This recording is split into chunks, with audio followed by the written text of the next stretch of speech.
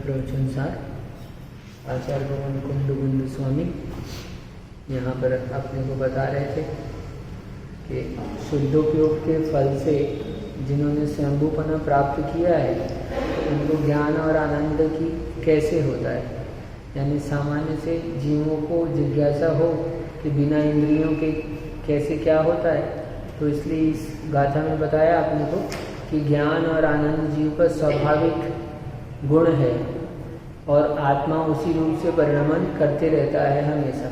तो इसलिए घातीय कर्मों का नाश हो जाने पर, मोहिनी कर्म का सर्वथा अभाव हो जाने पर और शेष और 3 घातीय कर्मों का अभाव हो जाने से वो आत्मा सहज वो अपने स्वभाव रूप से परिणमन करता है। इसलिए ज्ञान और आनंद रूप से परिणमन करते रहता है। अब हमने कल देखा था कि आत्मा कैसा है, होमवर्क दिया था आप लोगों को, देखा होमवर्क दिया था। अविकार स्वभाव सहज ज्ञानानंद चैतन्य स्वरूप है मेरा। कैसा है? ज्ञानानंद चैतन्य स्वरूपी हूँ मैं, ऐसा हमने कल कहा था आपसे। आगे चलते हैं। अनादि कर्मोपाधि बंधन के निमित्त से इस जीव का ज्ञान और आनंद आच्छादित हो गया है। अब जीव में स्वभाव तो उसका क्या है, जो स्वभाव है उसमें त्रैकालिक है, लेकिन वो स्वभाव होने पर भी कर्म के उपाधि के कारण से, कर्म का आवरण हो जाने से हमारा वो स्वभाव कैसा हो गया है, आच्छादित हो गया, ढक गया है। कौन सा स्वभाव? ज्ञान और आनंद स्वभाव। ऐसा किसके कारण से? अनादिकाल के कर्म बंधन के कारण से, कर्म बंधन के निमित्त से। ठीक, ऐसा कहा। इस गाथा में कहा कि क्योंकि कर्म हट गए तो स्वाभाविक प्रकट हो गया, तो इसका मतलब वो कर्म के कारण से दबे हुए थे। ये बात निकल के इसमें कह दी यहाँ पर, कर्म के कारण से आच्छादित थे। ठीक, फिर कहते हैं जिसका ज्ञान और आनंद आच्छादित है वह शरीरधारी ही है, शरीरधारी है। जिसका ज्ञान और आनंद आच्छादित है वो शरीरधारी है। यद्यपि अरिहंत भी सशरीरी है, अशरीरी नहीं है अरिहंत, ठीक है, लेकिन फिर भी वो परम औदारिक शरीर है। उनको यहाँ गौण करके समझना। यहाँ पर यानी अशरीरी जो सिद्ध भगवान है वो कैसे हैं? वो ज्ञान आनंद से परिपूर्ण, उनका ज्ञान आनंद आच्छादित नहीं है। जिनका भी ज्ञान आनंद आच्छादित है इसका मतलब वो शरीरधारी है। क्यों?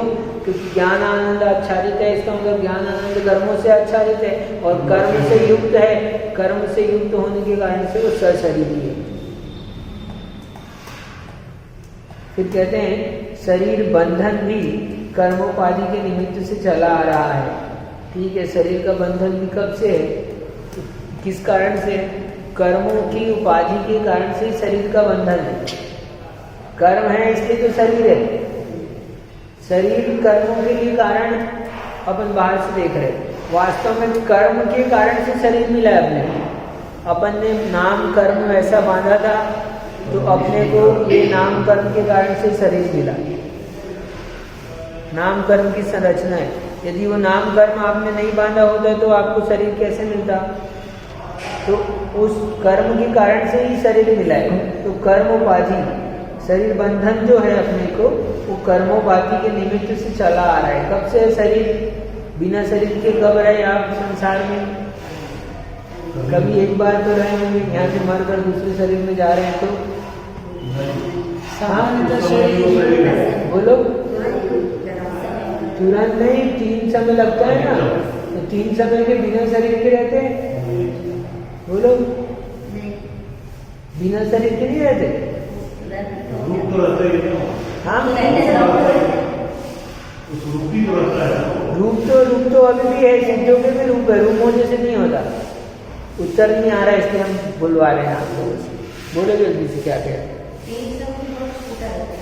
हाँ, नहीं छोटा हो, अब अपने को उससे मतलब यहाँ पर तो है ना। हाँ, बताया था, ठीक है, इसलिए पूछ ले रहे हैं एक बार और। क्या? तो उस 3 समय में कार्मान शरीर रहता है। कर्म का शरीर, कर्म बने हुए है ना, तो कार्मान शरीर इसलिए जीव कभी संसार में शरीर से रहित नहीं होता। अशरीरी तो एक ही है बस, सामान्य से बोलते हैं जीव भिन्न है, शरीर भिन्न है, तो अपने को यही शरीर दिखाई देता है। और आज देखो कितना अच्छा होगा कि अनादि में संसार में जीव जो भी रहा शरीर से भिन्न रहा ही नहीं, हमेशा तो शरीर से युक्त रहा है, शरीर के साथ रहा है, युक्त ही रहा है। तो उतने शरीर या मिलने वाले जितने शरीर है उनसे भी आसक्ति का लोप होता है। कर्माण शरीर 5 प्रकार के, औदारिक, वैक्रियक, आरत, तेजस और कर्माण शरीर तत्वांश में पढ़ा अपन ने। तो इन कर्मों का संयोग होने के कारण से जो शरीर मिला है, कर्म को नहीं कह रहे हैं, कर्माण शरीर स्वयं कार्य है और उसके लिए भी कर्म कारण है। सही। तो ये विशिष्ट शरीर है क्या, कर्मों का समूह रूप से जो शरीर रूप से है वो कर्माण शरीर। ठीक है, ठीक। तो शरीर बंधन भी जो है वो कर्मोपाधि के निमित्त से चला आ रहा है, कर्मों की उपाधि लगी हुई है और उसके कारण से हमको शरीर मिलते जा रहा है। एक शरीर छूटता है, दूसरा मिल जाता है, और हम लोग उसी शरीर को सोचते हैं यही मेरा शरीर है, छूटता है दूसरा मिल जाएगा, है ना। और आगे कहते हैं शरीरबद्ध जीव कर्मोपाधि क्षयोक्षम के अनुसार इंद्रियों के आश्रय से कुछ अल्प ज्ञान व अन्य सुख रूप परिणमता है। जो शरीर बंध से युक्त जीव है वो कर्मोपाधि के कारण से, कर्म की उपाधि का जैसा जैसा क्षोक्षम होता है वैसे वैसे उस अनुसार से इंद्रिय के आश्रय से ज्ञान रूप से और सुख रूप से परिणमन करता है। जैसे अपने बोला जाता है कि पहले अभी जैसे रावण का अपने आने में तीर्थंकर डिसाइडेड है कि आने वाला समय क्या है। अपना तो अपने को पता नहीं है, केवली भगवान को पता है।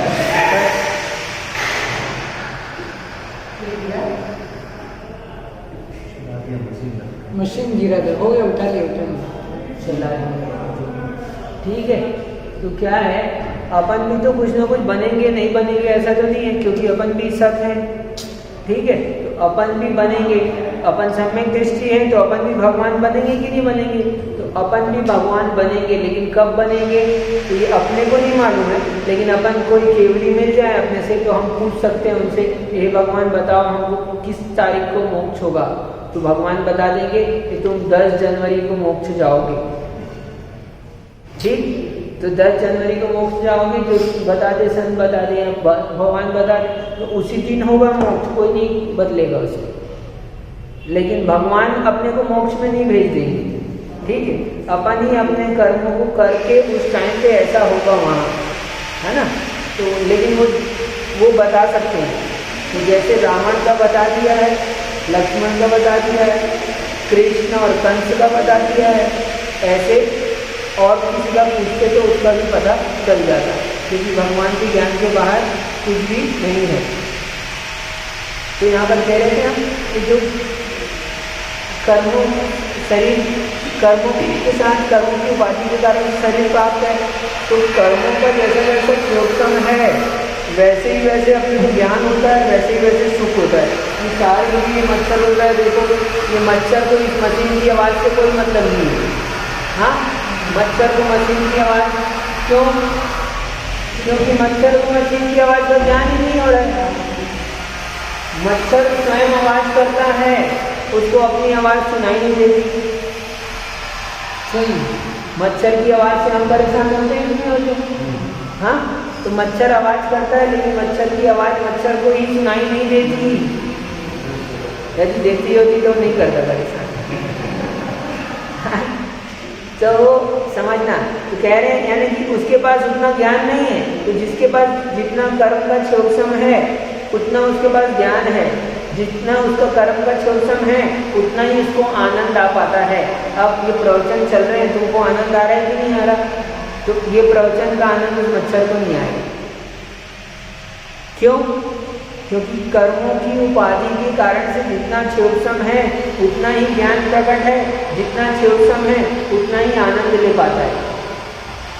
और अभी तो ये कह रहे हैं यहाँ पर, लेकिन वास्तव में ये सब इंद्रिय आनंद है। अपना जो आनंद है वो और अलग है, आगे बताएंगे चलकर, अभी तो सामान्य से समझ लेना इसको। तो यहाँ पर कह रहे हैं शरीरबद्ध जीव कर्मोपाधि क्षयोक्षम के अनुसार इंद्रियों के आश्रय से कुछ अल्प ज्ञान व अल्प सुख रूप परिणमता है।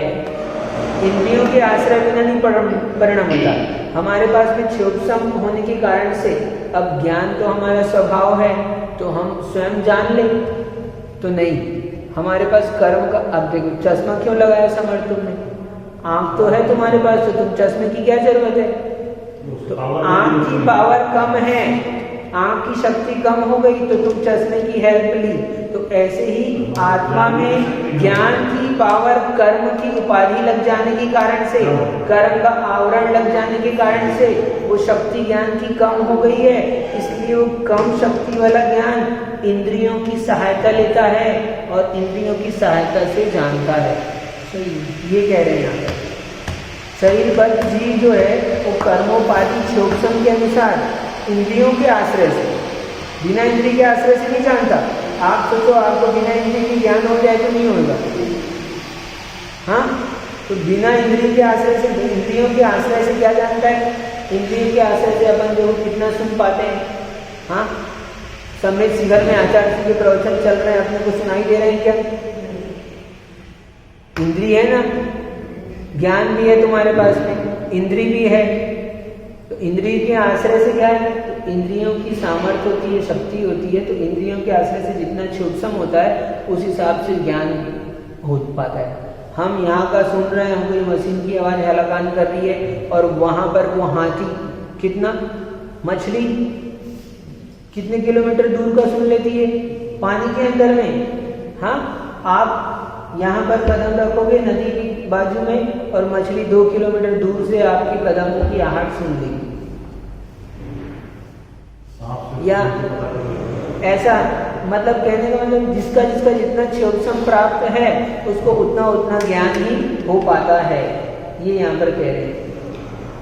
ठीक, तो अल्प ज्ञान और सुख भी कितना होता है? अल्प होता है। कर्मों के आवरण के कारण से अपने को बहुत थोड़ा सा सुख होता है।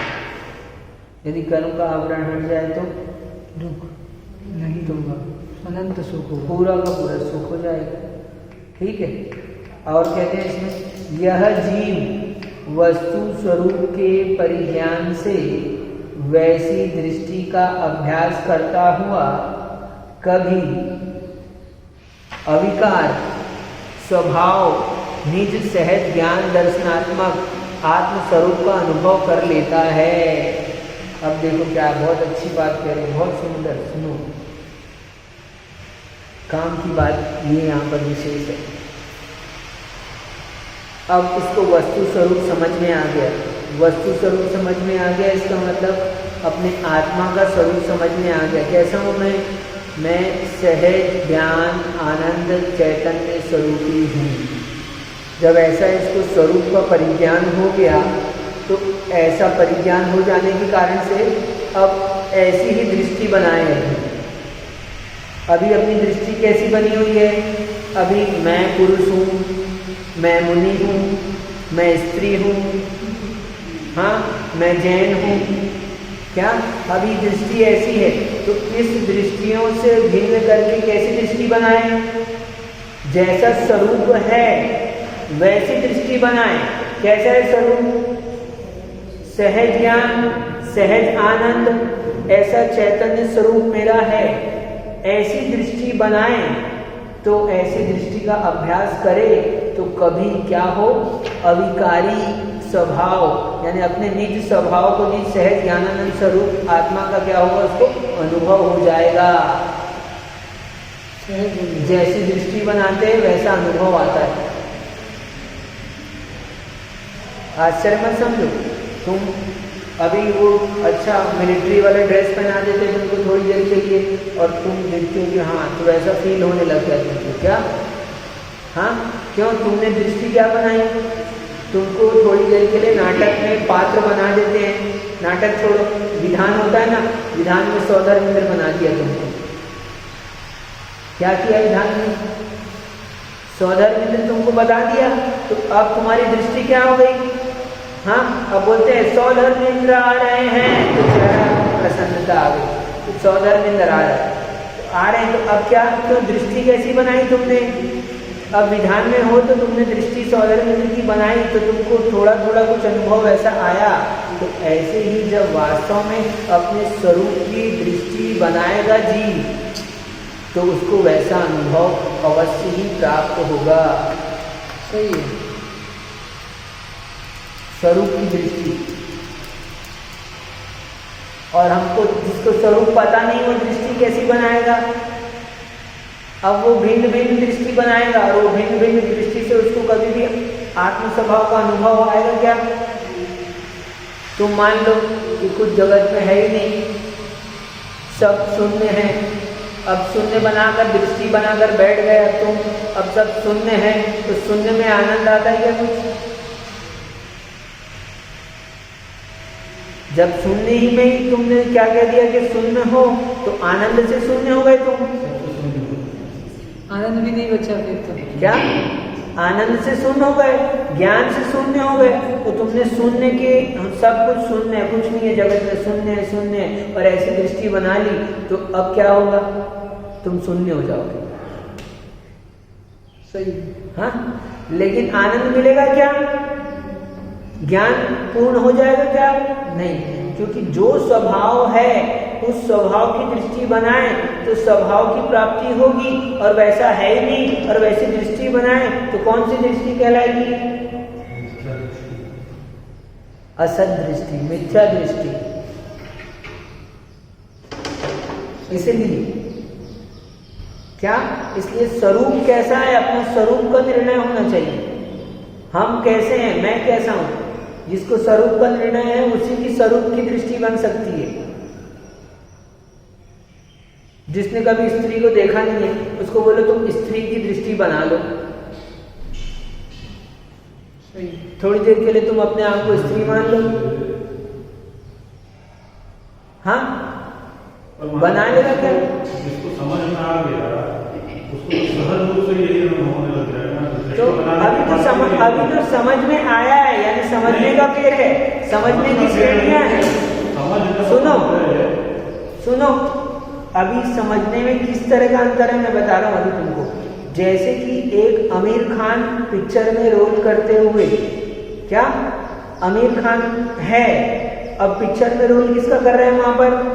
वहां पर 3 इडियट्स का रोल कर रहा है वो, तो वहां पर 3 इडियट्स का रोल करते हुए अंदर में उसको आमिर खान की फीलिंग है कि नहीं है? अब बताओ, अब जब वो 3 इडियट्स का पार्ट कर रहा है तो फीलिंग आमिर खान की ले रहा है कि 3 इडियट्स की?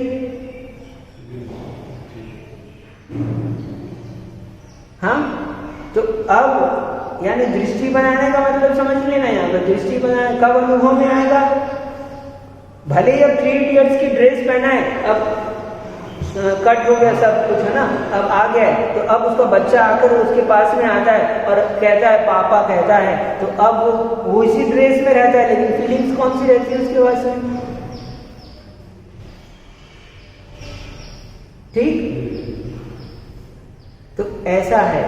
तो अभी है स्थिति तो यही रहेगी, स्त्री है तो स्त्री की रूप तो वही रहेगा, लेकिन फिर वास्तव में स्वभाव की दृष्टि बनाओ, यानी जो हमारा स्वरूप है उसकी दृष्टि बनाओ, तो इस रूप में ऐसी दृष्टि बनाएगा तो जिस हद तक बना पाएगा उसको अनुभव में आएगा। ठीक, लेकिन हर अनुभव की फिर स्थिति क्या होगी? अलग अलग दर्जे का अनुभव होगा उसका, वैरायटी रहेगी, तारतम्य का रहेगा। ठीक, तो सम्यक दृष्टि होता है, सम्यक दृष्टि हो जाता है, इसका मतलब सम्यक दृष्टि हो जाता है, इसको स्वरूप का निर्णय हो गया है और स्वरूप की श्रद्धा हो गई है, तो उसको श्रद्धा रूप ही अभी दृष्टि बन पाई है, आचरण रूप दृष्टि नहीं हुई अभी उसकी। सही है, ठीक है। तो उसको उतना ही तर्जन है, उतना ही मान के चलो। तो यह जीव वस्तु स्वरूप के परिज्ञान से, और जिसने स्वरूप ही नहीं जाना है आत्मा का, वो क्या करेगा बताओ, कैसे बनाएगा दृष्टि? और जब स्वरूप नहीं पता है और अब दृष्टि भी नहीं बना रहा है, तो कैसे अनुभव होगा उसका? जगत से खाली होकर शांत होकर बैठ सकता है घंटों, आश्चर्य मत समझना, बैठ सकता है, ठीक है, लेकिन वो सुख को उपलब्ध नहीं हो पाएगा। कौन से सुख को? निर्विकारी सुख, जो वास्तविक सुख आनंद ज्ञानानंद स्वरूप है ना, उस स्वरूप को उपलब्ध नहीं होगा। अरे जिसको पता है बाजार में आम का स्वरूप मालूम है, उसी को आम लेने भेजोगे तो वही ला पाएगा आम। सही है। और जिसको आम पता ही नहीं, तुम दो पैसे दे दो, हजारों रुपये आम लेकर आ, ठीक। तो ऐसे जिसको आत्मस्वरूप का अनुभव, आत्मस्वरूप का निर्णय है, आत्मस्वरूप का बोध है, वही उस रूप दृष्टि बनाएगा और वही उस रूप दृष्टि बनाकर उस अनुभव को प्राप्त करेगा। दृष्टि बनाने से अनुभव नहीं आ जाता है, दृष्टि का अभ्यास करता हुआ, कई बार अभ्यास करना पड़ता है। एक छोटा सा तुमको रोल करना है, उस पात्र को करना है, उस पात्र के लिए क्या होता है, कितना अभ्यास करता है। एक फिल्म में थोड़ी सी देर के लिए रोल करना है, कितना अभ्यास करना पड़ता है उसके लिए। तो ये तो हम वास्तविक हमारा स्वरूप है और उस स्वरूप के पीछे हमने कितना आवरण और ओढ़ के रखा हुआ है। तो उस हमारे इसका तो हमने कभी आज तक अभ्यास किया ही नहीं, ये दृष्टि बनाकर कभी अभ्यास किया ही नहीं। इसलिए हमको क्या, तो जितना अभ्यास करेंगे, जितना अभ्यास करेगा तो कभी फिर क्या होगा, कि ऐसे अविकारी सहज ज्ञान आनंद आत्मस्वरूप का अनुभव कर लेता है। ऐसा अभ्यास करे तो अनुभव कर लेगा, और नहीं करे तो कितना भी तुम दूसरा काम करते रहो, उससे आत्मा का अनुभव हाँ नहीं होगा, नहीं होगा। कितना भी लिखोगे, कितना भी पढ़ोगे, उससे आत्मा का अनुभव नहीं होगा। तो वो आत्मा का अनुभव करने के लिए आत्मा के अनुभव को स्वरूप की दृष्टि बनाकर वैसा आपको करना पड़ेगा, ठीक है। मना नहीं कर रहे, दृष्टांत देते हैं, ठीक है। तो अविकार सहज चित्त स्वभाव का अनुभव कर लेने वाले, फिर आगे कहते हैं, अविकार सहज चित्त स्वभाव का अनुभव कर लेने वाले ज्ञानी आत्मा की धुन स्वरूप रमण की ही हो जाती है। अब एक बार क्या, एक बार लत लग गई तो बार बार क्या होता है, कितना भी लोगों पहुंच जाता है वहाँ, क्या, कितना भी लोगों पहुंच जाता है। तो ऐसे ही जिसने एक बार फिर आत्मा की धुन सहज सुख की स्वभाव का अनुभव किया है, तो अभ्यास कैसे नहीं, धुन का अर्थ क्या हो गया, अभ्यास। धुन क्या होता है, धुन देखना, धोनी को धुन लग जाती है, हाँ, किसको लग जाती है धुन? अपन देखते हैं घर में, कहते हैं इसको तो धुन चढ़ गई, दिन भर देखो उसी में लगा रहता है। कोई बच्चा होता है, नई नई कार ला दी, नया स्लेट पेंसिल लाकर दे दिया तुमने पहली बार, हाँ, तो अब लिखने में तो उसको धुन लग गई। धुन क्या करता है, तो दिन भर रात भर लिख रहा है, कर रहा है, क्यों? दुनिया धुन लग गई। तो ऐसे जब आत्मा की धुन लग जाए, बिना धुन लगे नहीं होगा काम, धुन लगे बिना नहीं हो सकता। आत्मा की धुन लग जाती है तो फिर वो अपने आप ही क्या हो जाता है, कब ऐसा लगेगा उसको कि वो अनुभव आए, वो अनुभव मिले, वो ऐसा अनुभव हो, वैसी फीलिंग्स हो, वैसा मन में आए। कितने बार कोशिश करते हैं, कभी ऐसे करते हैं, समाइक कर लेते, इतनी अच्छी समाइक होती है, बाद में फिर यही मन होता है यार वैसी समाइक हो जाए, वैसी समाइक हो जाए। सही है, हमें याद है सबसे अच्छी समाइक हुई थी, वो आज भी याद है। ऐसी रोज समाइक ऐसी होनी चाहिए अभी तो, ये यही बता रहे हैं, ये समाइक करना बता रहे हैं। समाइक का विषय दे रहे हैं क्या, कि मैं ज्ञानानंद स्वभावी हूँ, अब अपने आप को बस क्या मानो और बैठ जाओ, हाथ में हाथ रखकर बैठ जाओ। अब जब ज्ञानानंद स्वभावी हो तो कुछ भी करना ही नहीं बचा अब आपको, ठीक है। और ऐसा बैठे रहो, आप जितनी देर आनंद में लेते हो, जितनी देर आप करते हो, जो भी दिख रहा है दिखने दो, जो हो रहा है होने दो। बहू गाली दे रही है तो सुनते रहो, बेटा आवाज दे रहा है तो सुनते रहो, है ना। अभी तो अपन क्यों, क्योंकि मैं तो ज्ञानानंद स्वभावी हूँ, ये सामान्य आने दो ना, तो विकल्प तुम नहीं हो ना, तुम तो ज्ञानानंद स्वाभाविक हो, विकल्प तो तुम हो ही नहीं। तो विकल्प हो ही नहीं तो तुमको विकल्प से कोई मतलब नहीं, आने दो। जैसे चल रहा है ना पिक्चर चलती रहती सामने में, ऐसे चलते रहने दो विकल्पों को। तुम सोचो कि विकल्प खत्म होंगे और तुमको तब ज्ञानानंद आएगा, तो ऐसा नहीं होने वाला करें। हाँ, कभी ऐसा नहीं होगा कि विकल्प खत्म हो जाए और फिर ज्ञानानंद मिले। तटस्थ रूप से कुछ देखना पड़ेगा। विकल्प तो बने रहते हैं, लेकिन तुम उसको अपने आप से ऐसे भिन्न देख लेते हो, अरे मैं तो अलग हूँ। तुमको बीच में गैप दिख जाता है, उस गैप में ही आनंद आ जाता है बस। हाँ, तुमको गैप दिख जाता है। इसलिए सुनो, अब एक सामायिक बोला है तो इसमें प्रैक्टिकल आपको बता देते हैं। आप लोगों को निश्चित समय में वो काम करना चाहिए। हमारे आज भी बता रहे, इस विषय को संक्षेप में बताकर यहाँ पर पूरा कर देते हैं। हमारे शरीर में बायोलॉजिकल क्लॉक होता है।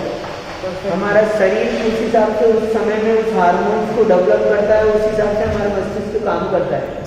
आप देखो, अपने आप इस समय में आपको भूख लगी आती है, अपने आप रूटीन में अपने आप के समय में नींद आ जाती है, अपने आप आपकी नींद उस समय में खुल जाती है। आप देखोगे रोज, अरे ठीक 4 बजे मैं उठ जाता हूँ, ठीक 4 बजे उठ जाता हूँ। कौन लगाया अलार्म?